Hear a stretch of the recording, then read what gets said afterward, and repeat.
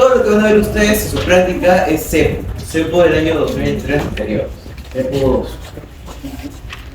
Muy bien, primero, ¿cuál es el libro que le da la vida a la realidad nacional? El principal, Los 7 ensayos de la realidad peruana, hecho por José Carlos Mariátegui, el cual fue el creador del Partido Socialista Peruano. ¿Verdad, jóvenes? Entonces, ¿quién fue José Carlos Mariátegui? A ver, ¿quién me responde? Ya, a ver. Muy bien, quien impulsó la realidad nacional, era un socialista que tenía ideas de... ¿Ah? Claro, el primer plan de investigar todo lo que es la realidad peruana, ¿no? Porque antes no se investigaba más que todo en la actualidad. Gracias a José Carlos Mariátegui tenemos este curso, dividido en 7 ensayos. Este curso nació a partir del curso de cívica. Por su culpa ha sido, porque para algo era socialista, ¿no? Este muchacho como tal era de izquierda, pues, ¿no? Era de izquierda, tenía su partido socialista. José Carlos Mariátegui era uno de los principales pilares de la economía peruana en su momento. ¿Por qué? Porque debido a su ideología se fueron creando, por ejemplo, constituciones, como la constitución del año 1979, que era una constitución de izquierda, ¿no? Víctor Raúl ahí en la torre. 1979 se creó una constitución inspirada en José Carlos Mariátegui, hecha por Víctor Raúl allá de la torre. Víctor Raúl. ¿Y chicos?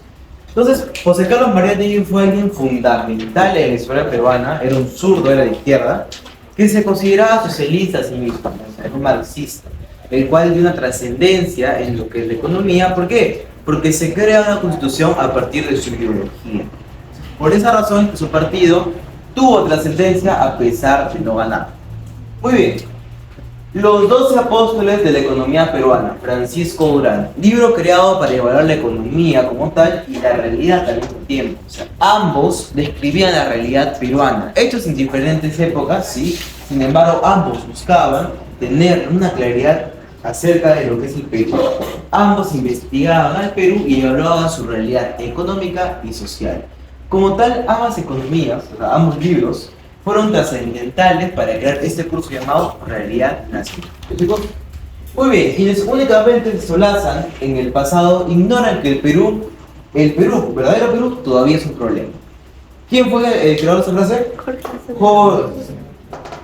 ¿Ustedes? ¿Qué fue? José, ya muy bien. Jorge Basadre Bravo. ¿Por qué crea esta frase? ¿Por qué creen que cada 5 puntos hay que me da una opinión crítica de por qué creen que crea esa frase? 5 puntos. A ver, nuestro punto de vista. Punto de vista. El Perú en sí es un país muy rico, Ya. que tiene mucha posibilidad para ser uno de los mejores países. Pero nuestro propio enemigo somos nosotros, los peruanos. Siendo verdaderamente un problema, pero en sí el Perú es una gran posibilidad. Claro, porque el Perú como tal tenemos una riqueza bastante amplia, somos un país mega diverso y biodiverso, o sea que tenemos bastantes razas, culturas, lenguas, y tenemos sobre todo algo muy importante, cobre, tenemos la capacidad minera. ¿Quién va a contar los puntos del día de hoy? Pues tú.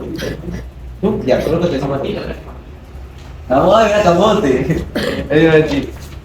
Ya que lo coloco que. Muy bien, entonces, como tal, como dijo su compañero, muy cierto, el Perú como tal es un país que potencialmente podría ser rico. Es un país muy rico en lo que es tanto la biodiversidad como en el caso de la minería. Somos un país exportador del sector. ¿Qué sector? Primario, secundario, terciario. Primario, ¿por qué? Porque exportamos. Somos la segunda economía en el mundo que más exporta el cobre. ¿Detrás de? ¿De quién? ¿De qué país? De Chile. Muy bien. El Perú como tal es una posibilidad. ¿Por qué? Porque podríamos llegar al global. Es como cuando vemos el fútbol, ¿no? Que dicen, Perú es el Brasil con el freno de mano mental. ¿Han escuchado esa palabra? ¿No? ¿Por qué? Porque el Perú como tal es un país que tiene la posibilidad, pero no se la cree. Por eso Jorge Basadre Broma menciona eso, ¿no? Quienes únicamente se solazan del pasado, o sea, ven el pasado del Perú, ¿qué es lo que ven ellos? Un Perú pobre, un Perú que no tiene futuro. pero se olvidan que el Perú en realidad todavía es un problema. Sin embargo, todos aquellos que ven a futuro pueden pensar que el Perú todavía es una posibilidad. Y eso es lo que nos quiere dar Jorge Basadre de Roma, ¿no? Que veamos a futuro. No veamos el pasado, los errores que tiene el Perú, sino las posibilidades que nos puede dar tener un país que pueda llegar a lo alto. Eso es lo que decía Jorge Basadre. Bien, chicos, ahora sí. BCRP, el Banco Central de Reserva del Perú, es el encargado de dar billetes y monedas y evaluar sobre todo la inflación. El BCRP es autónomo según el artículo 86 de la Constitución, siendo que, por ejemplo, si viene un Pedro Castillo o viene un Dina Boluarte a querer decir al banco, imprímeme tanto billete, ¿lo podrá hacer? No, ¿por qué? Porque es autónomo. Y como tal, siendo autónomo, tiene un presidente que tiene más de 35 años de antigüedad, que es Julio Emilio Velarde Flores. Julio Emilio Velarde Flores. Julio Emilio Velarde Flores es uno de los principales autores de lo que puede ser en la actualidad la mejor, si no, ¿qué podríamos decir? La prosperidad más alta que tenía en Perú. ¿Por qué? Actualmente, ¿cuál es la moneda más fuerte de Sudamérica? El sol. O el INE. El sol. ¿Y qué es el encargado de crear el sol? El BCRP. Entonces, como tal, dice que el BCRP tiene solamente... El BCRP como tal tiene 7 años de vigencia en su mandato. ¿Pero cuántos años llevará Julio Velarde? 35. Más de 35 años. ¿Por qué? Porque ha hecho bien su chamba. Y de hecho, él ya se quería retirar. Se quería retirar. En el año 2020 dijo, voy a dar un paso al costado por mi salud. ¿Pero qué pasó? Año 2021, elecciones. ¿Quién sale? 21, ¿quién sale? Castillo. Bueno, entonces, tristemente, en el año 2021, como entra Pedro Castillo, el dólar en cuánto se dispara. Actualmente el dólar está a 3.86. ¿Cuánto se dispara a 4 soles? ¿Eso afectará a la economía peruana? Claro que sí. Entonces, Julio Velarde tristemente tuvo que quedarse chambeando, porque ya se quería retirar y darle mando a otro, pero viendo ese problema que tenía el Perú en ese momento, decidió quedarse y salvarnos prácticamente. Bueno, porque actualmente, ¿cómo estaríamos como economía en el Perú si es que Julio Velarde se hubiera retirado? Miren, Julio Velarde se hubiera retirado, siendo que actualmente estamos en recesión. ¿Cómo estaríamos? Ya estaríamos peor, pues. Y es que sinceramente este personaje, Julio Velarde Flores, ha hecho una maravilla en la economía. Prácticamente ha hecho que la gente del extranjero venga a invertir en el Perú porque tenemos una moneda estable, una economía regular, siendo que hemos tenido 3 presidentes en un año, 2020. 3 presidentes. O sea, algo que en ningún otro país sucede en la actualidad, o que es muy escaso. Entonces, ¿por qué un estadounidense, por qué un chileno, vamos a decir, querría invertir en el Perú si es que tenemos una economía supuestamente tan mala? Por Julio Velarde Flores, que ha hecho que nuestra economía sea estable durante 35 largos años, siendo que al empezar su mandato el dólar valía un sol 50 con Alberto Fujimori en el 90. Muy bien. Entonces, ¿qué pasa, jóvenes, cuando, por ejemplo, en una economía se empieza a emitir mucho billete? ¿Qué pasa? Inflación. Y es tan fácil como aplicarlo con manzanitas, miren. Inflación como tal es así. Tenemos una manzanita, 2 y 3. ¿Cuánto está la manzanita? Un sol. Vamos a ponerle un sol. Ya, un sol. Un sol. Cada manzanita es un sol. Ahora, ya camote. ¿Quieren? ¿Qué?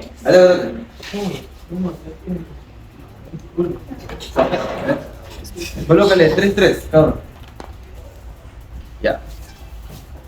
Mire, esa es una economía simplificada. Tenemos acá ¿cuántas manzanitas? 3. Cada una vale un sol, siendo que yo gano un sol, él gana un sol y él también gana un sol cada mes. O sea que cada mes renovamos un sol y al renovar un sol compramos una manzanita. ¿Qué pasa si un día viene el señor Estado y dice, no, el sueldo mínimo en el Perú va a ser de 2 soles? porque yo lo mando, ¿no? Entonces, agarra y le da el sueldo mínimo a él, a Camote. Camote ahora gana 2 soles. ¿Qué va a hacer Camote? ¿Se comprará una? No, se va a comprar 2 manzanas. Al comprarse 2 manzanas, va a quedar ¿cuántas manzanas para mí, para Jeremy? Una. ¿Qué hay? El problema más grande de la economía, ¿qué hay? Una escasez. Cuando hay escasez de recursos, ¿el precio seguirá valiendo 1 sol? No, pues no, ahora que yo tuve que compartir con una manzana, va a valer ¿ahora cuánto? 2 soles. ¿Por qué? Porque ha aumentado el precio debido a un aumento en la masa monetaria. Entonces, como ahora vale 2 soles, cuando salga nueva manzana, ¿cuánto valdrá? Ahora que haya otra producción de manzanas, ¿cuánto valdrá? 2 soles cada uno. Entonces, este fenómeno se conoce como inflación. Es un fenómeno monetario encargado de lo que es conocido como inflación. Es un fenómeno monetario. Son 3 manzanas que antes valían 1 sol, que ahora ¿cuánto vale? 2 soles. ¿Por qué valen 2 soles ahora? De escasez ya, pero también ¿por qué? Porque se empezaron a meter más billetes, más monedas. Cuando se mete más moneda, una economía más billetes, se imprime más, ¿qué hay? Inflación. La inflación es un fenómeno netamente monetario, así que donde hay inflación hay un banco central de reserva que tiene mal funcionamiento. Siempre. Muy bien, Contraloría General de la República. La Contraloría verifica el presupuesto. Por ejemplo, a ver, Jeremy, dime un número, de 1 a 10. 10. 1, 2, 3, 4, 5, 6, 7, 8, 9, 10. Coméntame algún tipo de... ¿Cómo se llama? Algún tipo de... Obra pública, por ejemplo. Obra pública. Hospital, ¿qué es en la actualidad? Carretera. A ver. Carreteras. Carretera, una carretera. Por ejemplo, la última carretera que se ha hecho es de Tacna a La Paz. La última que se ha realizado. Es una carretera que está de Tacna a Bolivia. ¿Cuánto creen que ha costado hacer esta carretera? Millones, pues, ¿no? Ya, vamos a ponerle que costó 1 millón, ¿ok? Hipotéticamente. Si costó 1 millón como tal, jóvenes, ¿cuánto creen que ese es el presupuesto, verdad? Para hacerlo. Ahora, ¿cómo sabemos que en realidad eso no ha costado en realidad medio millón y lo demás se lo está robando el banco? Bueno, o se lo está robando el que está haciendo lo que es la consultora y demás. ¿No? O sea, ¿cómo sabemos que no se está robando dinero a través de la Contraloría General de la República, que evalúa todas las obras públicas que hay en el Estado para ver principalmente que no se robe dinero, más conocido como el lavado de activos o enriquecimiento ilícito? Esto es conocido ¿por qué? Porque así evalúa y verifica que no se esté robando la plata. Es común que en una obra pública, por ejemplo, hace no más de 10 años, en el caso Odebrecht, se robaba dinero. ¿Por qué? Porque hacían una obra que costaba tanto, pero en realidad lo que le costaba era menos. Entonces, eso es lo que busca la Contraloría General de la República, evaluar los gastos para también disminuir la probabilidad de corrupción en lo que son las obras públicas. Eso hace la Contraloría General de la República. Verifica el presupuesto. ¿Y el presupuesto quién lo da? ¿El Poder Ejecutivo o el Legislativo? ¿Quién hace obras? El Ejecutivo. Bueno. Entonces, el Ejecutivo presenta su presupuesto el 30 de agosto. Y el Legislativo lo presenta el 30 de noviembre. 30 de noviembre. Perdón, aprueba. Disculpe. Entonces, noviembre. Así es, el Poder Ejecutivo presenta lo que es todo el presupuesto. ¿Por qué? Porque el Poder Ejecutivo lo que hace es obras, ¿no? Hospitales, plazas y demás. Entonces, el Poder Ejecutivo lo que hace es presentar las obras, que es su presupuesto, y el Poder Legislativo lo aprueba, ¿sí? Tal cual un TLC. Ya está, chicos. Entonces, hasta ahí. Ya, ¿alguna pregunta hasta acá, chicos? ¿No? Ya. Listo. ¿Qué es una economía de escala? Una economía de escala como tal, dice su nombre, es una economía que está escalada. ¿Por qué? Porque como tal, la producción de un país se tasa a través de los costes. Por ejemplo, ¿qué es lo que sale acá en Perú más barato producir? A ver. ¿Qué es lo que sale más barato producir en el Perú? Producir. que se produce en la tierra, que se produce en las zonas andinas? La papa. La papa es súper barato, pero siendo que tú te vas a la sierra y te cuesta 20 céntimos la papa. Y es normal. ¿Por qué? Porque es barato. Entonces, pero eso es la papa, ¿no? Pero ¿qué tal si producimos, por ejemplo, un carro? ¿Saldrá igual de barato que sale producirlo en España o en un país desarrollado? No, sale mucho más caro. Entonces, cuando vemos una economía que va escalando, vemos que los costes van reduciéndose y creando nueva producción. Que la producción no solamente se basa en carros, en hospitales, y demás cosas, no, se basa también en lo que son la comida, agricultura y demás. Entonces, mientras más producción haya, con menos costes, es una economía de escala, que está escalando, que está cambiando. ¿Por qué? Por ejemplo, vamos a remontarnos acá hace 2 siglos. No, claro, no, 3 siglos. Siglo XVIII. ¿Qué pasó? En el siglo XVIII, ¿cuál fue el principal cambio que hubo en la historia humana? ¿Cuál fue? Siglo XVIII. Nace en Gran Bretaña. ¿Cuál es?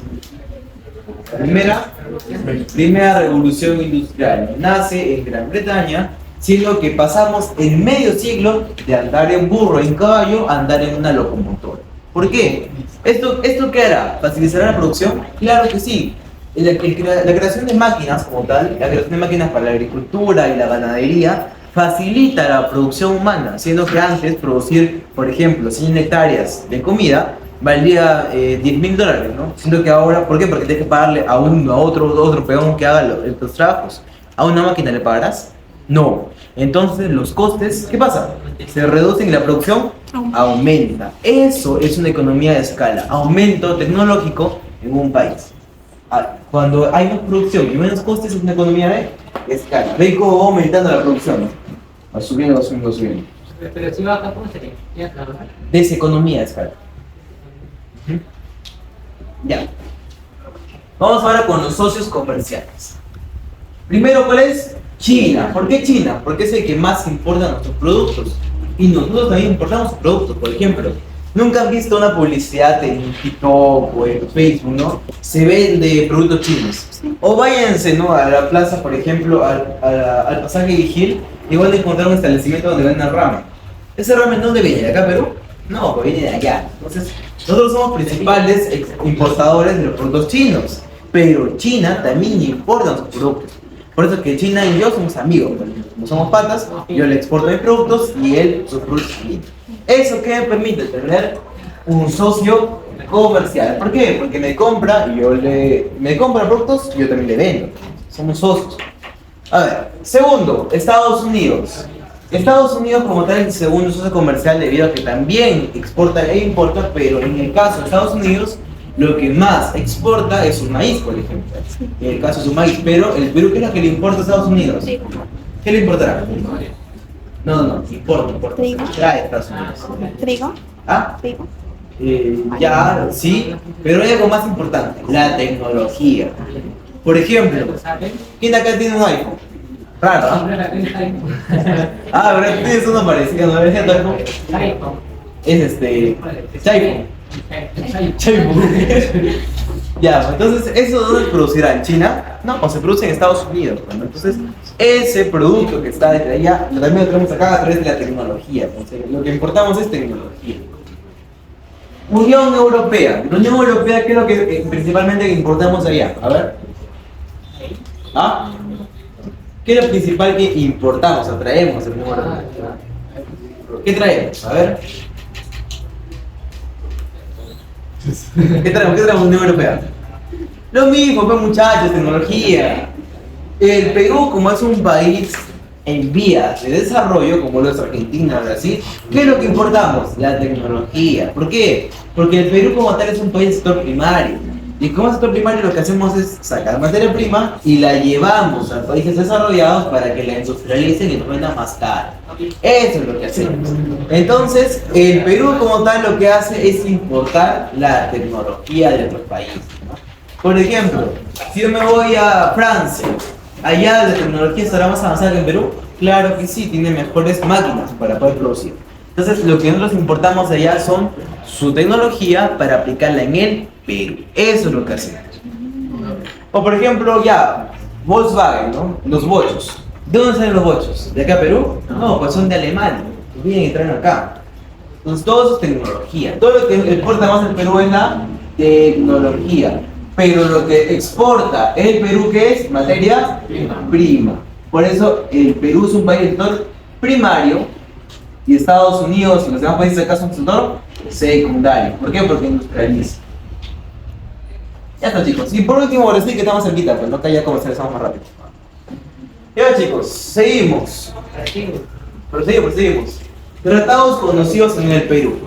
Los tratados más conocidos en el Perú, pues, es Alianza del Pacífico, firmado en qué año? 2011. Que está entre Chile, Colombia, Perú, el cual representa al 42% del PBI de toda Sudamérica, América Latina. O sea, representa casi todo. ¿Por qué? Porque a través de lo que es Perú, México y demás, estamos haciendo una economía la cual está ejemplificada entre Sudamérica y Centroamérica. Vamos con el caso, Comunidad Andina. La Comunidad Andina se firmó en el año 1977, el cual fue hecho por Perú. Fue una de las principales, ¿por qué? Porque estaba pues Bolivia, Colombia y demás. La Comunidad Andina se ha hecho a partir de Sudamérica, ¿no? Y que en el año 1993 se eliminan los aranceles. ¿Por qué? ¿Por qué se eliminaron los aranceles en el año 93? A ver, ¿qué pasó ese año en Perú? Nueva constitución. Eliminamos las barreras. Bueno, año 93 se crea la nueva constitución peruana y se eliminan las barreras comerciales con los países vecinos. Eso es lo que pasó. APEC, el Foro de Cooperación Asia-Pacífico, firmado en el año 1998. ¿Con qué gobierno fue eso? Gobierno 98. Fujimori, ¿no? Con cambio 90. El Foro de Cooperación Asia-Pacífico tiene 21 economías en el mundo, siendo las principales de América Latina, en conjunto a las de Asia. Mercosur, Mercado Común del Sur, creado en el año, nos unimos en el año 2012, que junta las principales economías de Sudamérica, ¿no? Argentina, Brasil, Paraguay, Uruguay, Perú, Surinam, demás. Todos los países de Sudamérica están dentro del Mercado Común del Sur. TPP, Acuerdo de Asociación Transpacífico. El Perú se unió a esta en el año 2021, siendo en el gobierno de Pedro Castillo el que se firmó. ¿Por qué? En el Acuerdo de Asociación de Transpacífico se evalúa todo lo que es el transporte y cómo hacer más barato para poder hacer mejores tratos comerciales. Muy bien. Hasta aquí. Vamos ahora con lo que es cultura. Hemos terminado acá lo que es inicio de la realidad nacional. Acá en el medio tenemos lo que son globalización, que fue... ¿Quién es el padre de la globalización, jóvenes? El padre de la globalización, no es el padre de la economía. Ya, muy bien. Marshall McLuhan. Colócale a tu compañera. 5 puntos. Marshall McLuhan. Marshall McLuhan, el padre de la globalización. Listo. Ahora vamos con cultura. Ya, acá vamos a estar más ejemplos que les quiero poner. Pero no solamente en letras, sino acá ya se ejemplifica más. Vamos a sacar una. ¿Ah? ¿Está bonito? No, ahora vamos a quedar adelante. Ya. Vamos primero con transculturalización. Mezcla de las culturas, sincretismo. Muy bien, Jeremy, dime 3 números ahorita. Que te odie, dime 3 números. 16. Ya, 16 primero. A ver. 1, 2, 3, 4, 5, 6, 7, 8, 9, 10, 11, 12, 13, 14, 15, 16. Allá, muchacho. Sí. Adelante. Ya, otro número, Jeremy. 14. 16, 15, 14. Tú, adelante. Sí, uno más. Vamos a explicar esto. A ver. 17. Ah, ya, fíjate. Ya, fíjate, todavía no. Ya. Vamos a hacer la mezcla entre culturas. Díganme, jóvenes, ¿de qué quieren hacer? Tenemos población alemana en el Perú, año 1849, a puertas del gobierno de Ramón Castilla. Tenemos también lo que es cuando vinieron los chinos, los japoneses. ¿Qué quieren hacer? ¿Ah? Los Nikkei, japoneses. Sí. ¿Ah? Ramón Castilla, Alemana, Ramón Castilla. Muy bien. Es que de la alemana no hay mucho sincretismo. O sea, que el sincretismo para mí es la cultura. Por ejemplo, con China sí hay, porque China saca lo que son los chifas, comer perros, no sé. ¿Ah? Los Nikkeis, ya, los Nikkeis. Nikkei más fácil, ya. Entonces, los Nikkeis fue en el año 1899.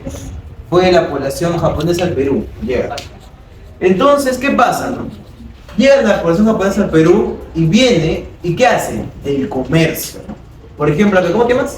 Marcelo. Marcelo. Marcelo empieza a crear, por ejemplo, y hace su restaurante de sushi, bueno, acá en el Perú. Acá hace su salón de belleza y acá pues crea su spa, no sé. ¿Por qué? Porque de verdad vinieron los japoneses al Perú con tecnología y lo que hicieron fue hacer negocios, comercio. Empezaron a hacer sus negocios, sus empresas en el Perú. Pero no lo han esclavizado prácticamente. ¿A los japoneses? No, a los chinos. A los chinos esclavizaron. A los chinos vinieron y como habían, por ejemplo, negritos en las haciendas, agarraron y ya los negros, ya negro, tú sal nomás. Ya, y entonces a la población china, que eran los puliés, se los llevaban, ya, trabajo, ¿no? Eso era con China. Con Japón, no. Con Japón, ellos vinieron a hacer negocios, nada más, no esclavizaron nada. A China y a Alemania sí, porque Alemania pobló la población de que estaba en lo que es el norte, la selva.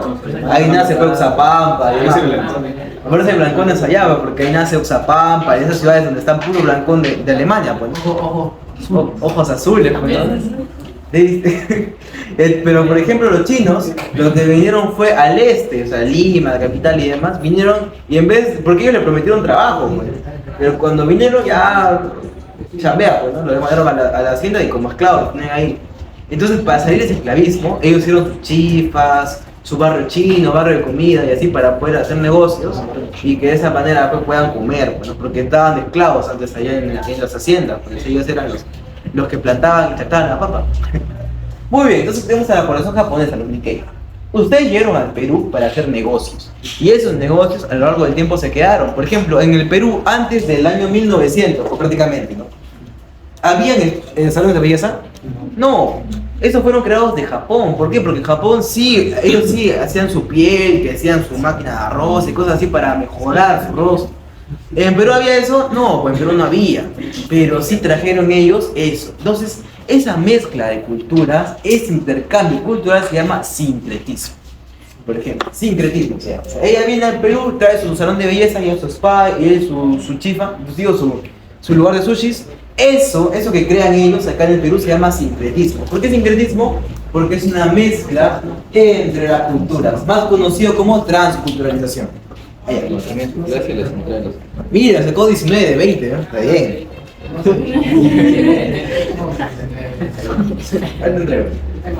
Ya está, chicos. Entonces, ¿ustedes qué traen al Perú? ¿Jóvenes? ¿Qué traen? Su cultura, pues, ¿no? Y la mezclan y la vuelven muy bien. Colócale 3 puntos a cada uno. Ya está. Vamos ahora con aculturación, imposición de la cultura. Esto es muy distinto, ¿eh? Ya, a ver, Jeremy, otros dos números. Ya, 17, 18, 19, ¿y qué más? 21. Atrás, 19. ¿No hay que salir? Ya, siguiente, entonces.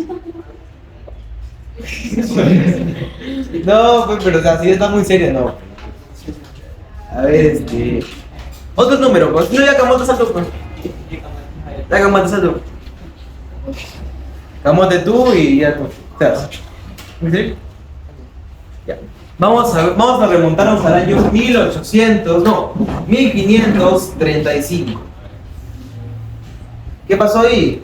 Llegaron los españoles al Perú. ¿Cómo se que casan los peruanos que llegan a España? Oye, Atahualpa, tienes que adorar a Dios, ser católico. ¿Qué pasó? Año 1535, llegan los españoles al Perú, viene Claudio, Francisco, perdón. Entonces viene el Perú. Claudio Pizarro. Bro, Francisco. Ya Francisco, y me dice, ya muchachos, Atahualpita, ven acá. Y justo, mira, el tamaño de Atahualpa todavía. No, Atahualpa era chato. Sí. Ya, entonces llegan pues a lo que es al Perú como tal. ¿Y qué es lo que hacen ellos? Agarran. Primero ya le dicen, mira Atahualpa, tienes que adorar a mi Dios. Entonces como Atahualpa no sabía que era una Biblia, ¿qué es una Biblia? toma una Biblia para que ahora esté Diosito. La tira. Tira. No, está bien. La tira. Entonces yo como agarro y digo, la ha tirado, ya. Pena de muerte. Entonces te mando a una cárcel que era de ese momento de cobre, ¿verdad? No, de plata. Entonces ahí lo llevaba y ya, pues entonces se condena a muerte. ¿No? De 4 caballos ahí. Claro. Entonces se mata. ¿Qué pasa? Ya, ¿qué pasa? Esto, como tal, ¿qué será? Que vienen los españoles al Perú, hacen su vida reinando. ¿Qué será eso? ¿Qué será eso? Que vienen los españoles al Perú. ¿Será aculturación o transculturación? A ver. A ver, ¿quién dice? Levante la mano quién dice que es aculturación. A ver. Pero No entiendo. entonces el contexto del el contexto. Ahí en el contexto pues, de España. A ver, ¿quién dice que es aculturación? Ya, ¿quién dice que es trans? Porque cuando gobernó. Muy bien, es transculturación. ¿Por qué es transculturación? Porque viene España, pero como tal, a pesar que te obliga a creer en su Dios, no te mata, pues, sino que te... Lo que hace, por ejemplo, los españoles venían y agarraban, y por ejemplo, una mujer de esa época, una princesa inca, ellos lo que hacían era la violaban y tenían hijos con ellos. Esos hijos eran los criollos, que eran la mezcla entre español y el peruano, no el inca. Pues. Entonces, esa mezcla de que se llaman criollos, ellos son la principal creación de lo que es el sincretismo transculturalización. Cosa que es muy distinto a la aculturalización. Ahora vamos a explicar. Primero, Reino Unido. Viene Reino Unido a lo que es Estados Unidos a su momento. ¿Y qué encuentra? Pues puro indígena. Pues. Indígenas, ahí están. Entonces, ¿qué agarró Estados Unidos acaso a los de Inglaterra? ¿Se mezclaron con ellos? No, lo que hicieron fue, ya manito, ¿esta es tu tierra? Ya no. Entonces, como ya no, entonces lo mataban. Porque es muy diferente, ¿no? Por ejemplo, con los españoles, ellos se juntaron. Perú y España se juntaron y tuvieron hijos. En cambio, Reino Unido se juntó con Estados Unidos. No, pues Estados Unidos lo mataron a todos los mapuches en ese tiempo y se los llevaron. Entonces se quedó solamente, netamente, la cultura de lo que es Reino Unido. Pues. O sea, eso sí es una culturación. ¿Por qué? Porque le impone la cultura. O sea, no se mezcla. No es como en la transculturalización. Esa es la diferencia entre transculturalización y aculturación. Que la transculturalización es una mezcla. O sea, por ejemplo, que en ese tiempo los españoles se juntaban con las reinas, ¿no? Que eran las incas. Pero en el caso de Estados Unidos, no. ¿Por qué? Porque en Estados Unidos, jóvenes, lo que hacían era venir Reino Unido, mataban a los mapuches y no los dejaban en su cultura, sino que ellos imponían la suya y eliminaban a cualquiera que esté en su contra. Es muy parecido, por ejemplo, a lo que fue el Perú en el año 1825, cuando estaban los reales y los nacionalistas. Bueno, chicos. Pero eso es un tema que vamos a ver más adelante, con Simón Bolívar y los mapaches. Los mapaches. Chicos, principales migraciones al Perú, ¿no? ¿En qué año vino los chinos? 1849, ¿no? Alemania llegó en el mismo año, con Ramón Castilla, Alemania. Los italianos vinieron un poquito después, en el año 1855. Y en el caso de los japoneses, vinieron en el año 1899. Los jóvenes hicieron las migraciones al Perú. Ahora, ¿cuál fue el presidente que en el año 1860 crea la constitución encargada de brindarles el apoyo a dichos migrantes? ¿Cómo se llama? No. ¿Qué? ¿Cuál es el presidente que en el año 1860 crea la constitución que le da el apoyo a los migrantes? ¿Cuál es? Ramón Castilla. Fue el encargado de crear la constitución del año 60, encargada de que vengan, por ejemplo, los migrantes, darle los derechos humanos. Esa pasó en el año 60. Y esta fue la constitución que más años duró, porque duró del año 60 al año 1920, entonces 60 años de duración, cosa que no duraban mucho las constituciones. Sí, muy bien, seguimos. Ministerio de Cultura fue creado en el año 2010, ¿por qué gobierno? Gobierno de... El mejor presidente del Perú, Alan García. Alan García. Que Alan García es mi tocayo, porque se llama Gabriel también. Alan Gabriel García Pérez, con su adjudicación que era Ludwig. Muy bien, Desarrollo e Inclusión Social fue creado ¿en qué año? 2011. ¿Con qué gobierno? Ollanta Humala. ¿Qué había pasado? En el 2011.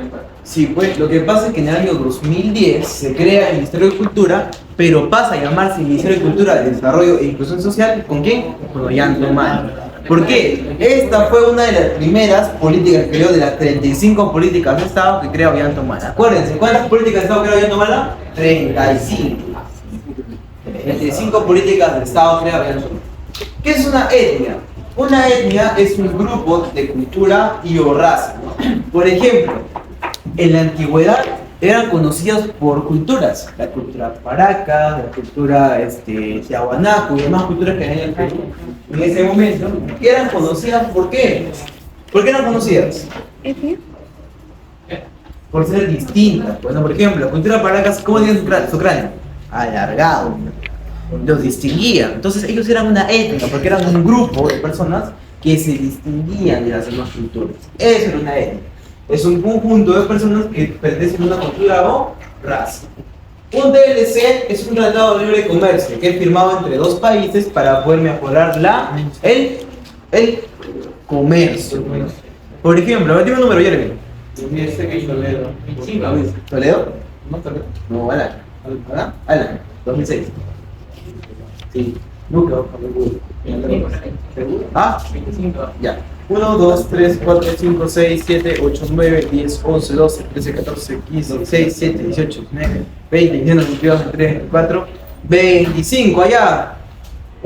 Gonzalo, ¿no? Josué. Ah, Josué. Ya, Josué, sal, Josué. Josué Cuba, creo. Josué. Josué, adelante. Va a ser el TLC. Ah, También es tímida. ¿es tímido? Ya, a ver, ¿qué te sale eso? No me interesa, no me interesa nada más. ¿Cómo te llamas? Adrián. Adrián, coloca a Adrián 3 puntos. Ya, pónganse que es, por ejemplo, ¿cuál es un tratado conocido? TLC conocido. Con China. Pónganse que acá está China y Perú. Ven a Perú y le dicen, mira, China, yo lo que hago es exportarte mis productos, que es el cobre, y todo lo que me importa es en general tus productos de tecnología. Entonces, como sale muy caro estar importando y exportando productos, ¿qué dice? Hacemos un TLC para que bajemos lo que son los aranceles y bajen los impuestos, sea más barato el producto. ¿Qué es? Entonces, como aceptas, esto es un tratado de libre comercio. ¿Por qué? Porque se crean zonas en las cuales se libera de los aranceles, ya no hay impuestos. Entonces, su compañero y yo, ahora que tenemos mejores relaciones sociales, podemos tener una mejor conexión en lo que es el comercio, ¿no? Yo le importo, él me exporta sus productos y finalmente no sale tan caro. Entonces, esa facilidad es un TLC. Es un tratado de libre comercio, nada más. Listo, el Perú, como sabes cuántos tiene, 22. Que 11 fueron firmados con quién, con Alan García. Vamos a explicar un Sí, Alan. Alan firmó 11 tratados de libre comercio. Con China, con Chile y con Alan García. Listo. Como tal, los principales productores en el Perú de lo que es el olivo, el orégano están ahí, Moquegua. Y lo que es el té, el cacao es justo ahí, San Martín. Siendo que el turismo, que es el sector terciario del Perú, pertenece a lo que es el 2.2% del PBI nacional. El PBI, que es lo que mide la riqueza de un país. Muy bien, joven. Ahora, si tiene su práctica, vamos a avanzar. ¿Cómo estamos haciendo? ¿Qué hora es?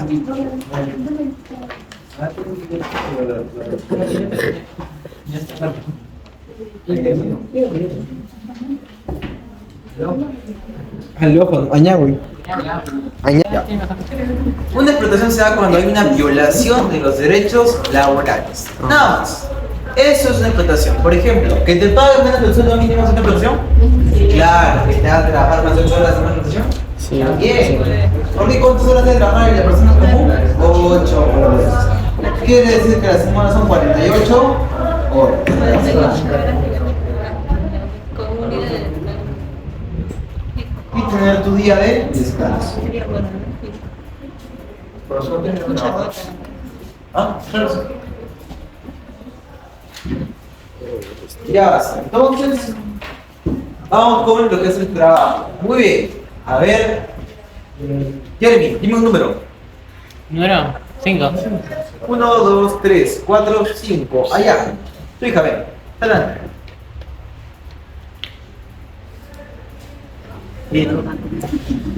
Ya, otro número, ¿quieren? 10. 6, 7, 8, 9, 10. Ahí atrás, Fiorella.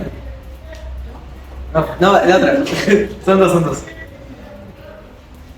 Ya. Coméntame, ¿de qué trabajas? ¿En qué trabajas? Empieza. Ya. ¿Tú de qué has trabajado? No sé. ¿Qué vamos a trabajar? Desde lo que sea, Eso. Ya, va. Peluquera. A ver, ya va. Peluquera. Listo, ¿no? Ya, tenemos acá a dos trabajadores. Como tal, a ella, como va a hacer servicio de limpieza, de a una empresa, jóvenes. ¿Empresa? Ya, a licor. Como tal, el licor va a contratar acá, ¿cómo te llamas? María Fernanda, para que ella sea servicio de limpieza. ¿Qué le va a dar el licor? Como ella es Fernanda, como ella va a trabajar en servicio de limpieza, le va a dar pues 8 horas, le va a dar su sueldo mínimo como tal, le va a dar también lo que son gratificaciones que se dan en el día julio y diciembre de cada año. ¿Cómo es una gratificación? Por ejemplo, si ella gana 1000 soles al mes, le dan el 50% más en julio y en diciembre. Quiere decir que si todos los meses ella gana 1000, ¿cuánto va a ganar en diciembre? En julio. 1500. 1500. ¿Por qué? Porque te pagan la mitad de tu sueldo. Esa es una gratificación. Entonces, todo eso lo cumple el privado y el Estado. ¿Cómo? A través de la ley número 276-728. Ahora, ¿qué va a pasar con, en este caso, Fiorella? Ella trabaja como pintapelo, estilista. Como ella es estilista, ¿es formal o informal? En el caso de que ella tenga su puesto. La gran mayoría. Tiene su puesto formal. Si tiene su puesto que no paga impuestos. Informal. La informal. Si tiene su puesto, ya, es informal y demás. ¿No? ¿Ella estará en planilla? No está en planilla. Ahora, Fiorella, ¿tendrá sus 8 horas laborales, su sueldo mínimo y demás? No, ¿por qué? Porque ella es empresaria, o sea, ella es independiente, claro. Entonces, al ser independiente, ella no tiene algo que fiscalice que se le cumpla todo lo que necesita. Entonces, tú trabajas 20 horas al día, lo haces porque no hay nadie que te fiscalice. Ahora, si ella trabaja 20 horas al día, ¿me fiscalizarán a mí? Claro, ¿por qué? Porque hay un ente llamado la SUNAFIL. Esta entidad regula todo lo que es los sueldos en las empresas, como también ayuda a la población en general para poder saber si están cumpliendo los derechos laborales o no. Muy bien, estamos entonces. Colócale, siguiente por uno. Colócale 3 puntos a tu compañera Fiorella y a tu compañera María. Ya está. Entonces, hasta ahí todo lo que es derechos laborales. Sin embargo, hay una entidad en el mundo que se llama CCI, la Cámara de Comercio Internacional, que sirve para evaluar principalmente a los derechos de las empresas. Por ejemplo, ¿qué pasa si, por ejemplo, un Estado agarra y expropia una empresa? ¿Ah? ¿Qué pasa si un Estado agarra y expropia una empresa? ¿Qué pasará si expropia una empresa? Agarran y le roban todo, ¿no? Su materia prima, su dinero y demás. Un Estado. ¿Qué pasará? Está violando un derecho de la Cámara de Comercio Internacional, por lo que el país posee a ser bloqueado económicamente. O sea que ese país ya no puede ni exportar ni importar productos. Esto le pasó al Perú en el año 1985, a la Alcancía, cuando la Alcancía empezó a expropiar estatizar los precios y expropiar empresas. ¿Qué pasó? Vino a Estados Unidos y lo bloqueó, diciendo que Estados Unidos no podían exportar e importar productos en el Perú. O sea, el Perú ya estaba bloqueado. ¿Y qué pasa con nuestra economía? Quebró. Es lo mismo que le pasa, por ejemplo, a Venezuela. Bueno, Venezuela en realidad está bloqueada económicamente, no tiene un fondo monetario. Ahora, vamos con la OIT. ¿Qué es la OIT? Organización Internacional del Trabajo. Organización Internacional del Trabajo, que fiscaliza a los trabajadores formales, o sea que se cumple la formalidad. Por esa razón, y es el mismo caso, la OIT puede darte tanto los trabajadores que son formales como los que no.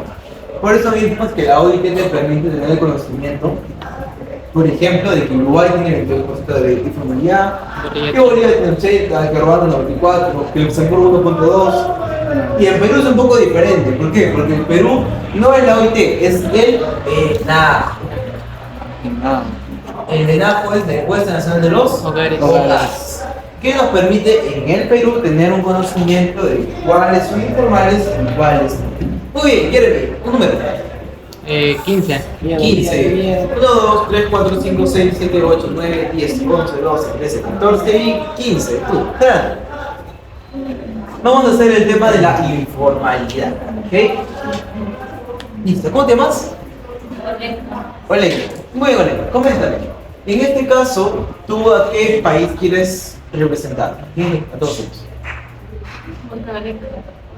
Mozambique, Luxemburgo, Ruanda, Uruguay, Libia. Uruguay.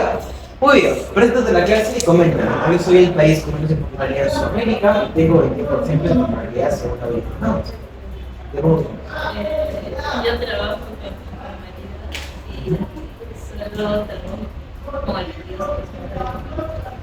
Muy bien, soy el país que menos informalidad tiene en Sudamérica. Soy el país que menos informalidad tiene en Sudamérica. Muy bien, ¿qué más hay? Colócale tu su compañero. Tres, sí. Muy bien, ¿quién sale ahora como Ruanda? 14. ¿Y qué sale? ¿Ah? Ellos son. Y que si soy Ruanda, tengo 94% de informalidad, soy el país que me tiene más en el mundo. ¿Soy qué? Ruanda, el país que más informalidad tiene. Pero no tengo enfermedad, Pero con qué pero 94.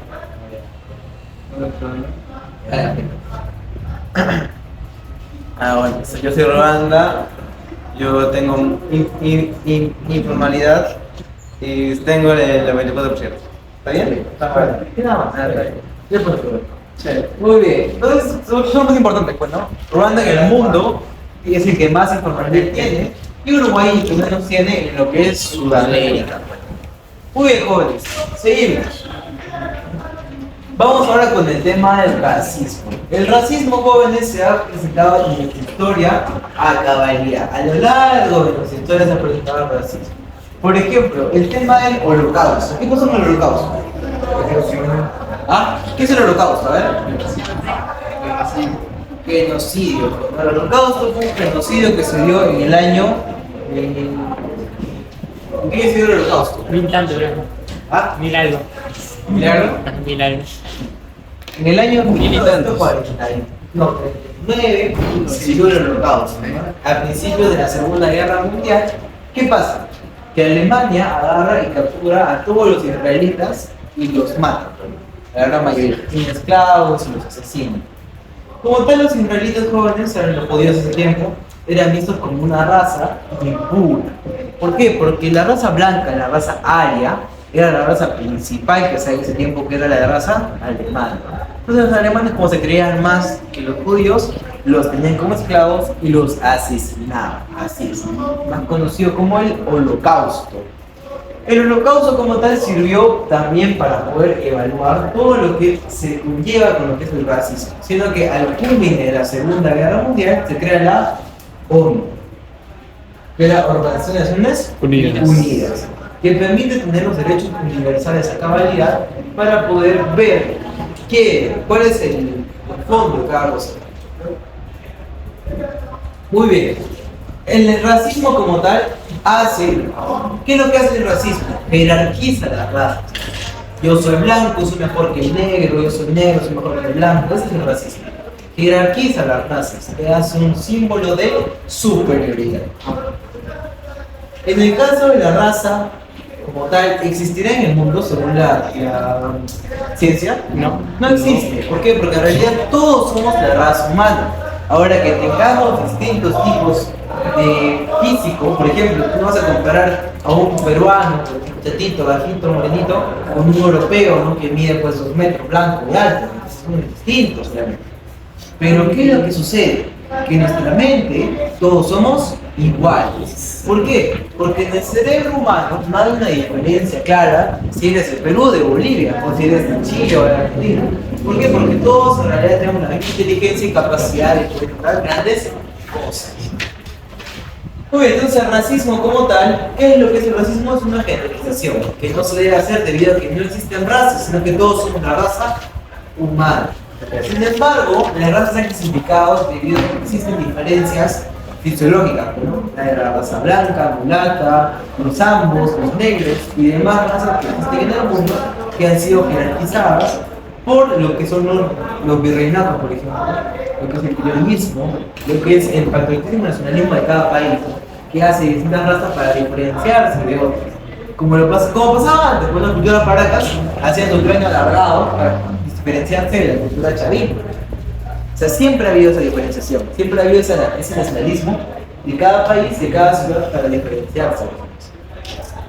Plan, el Plan Nacional de Igualdad de Género. El plan de jóvenes está hecho para poder cubrir las brechas entre el hombre y la mujer. El plan es un plan dentro del Perú que está hecho por el Ministerio de la Mujer y poblaciones vulnerables. ¿Hecho para qué?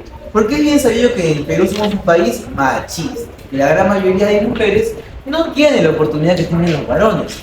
En este caso, ¿qué pasa con el plan? El plan es como tal hacer un plan de igualdad. Busca tener instrumentos. El instrumento más conocido es el PEI, que es la Política Nacional de Igualdad de Género, creada en el año 2019 por el Ministerio de la Mujer. El PEI como tal fue creado a través de la ley número 8 de 2019 del MIP, que es el Ministerio de Mujer y Poblaciones Rurales. Sino que en general, jóvenes, la mujer a lo largo de esta historia ha sido muy discriminada en Perú. Muy discriminada.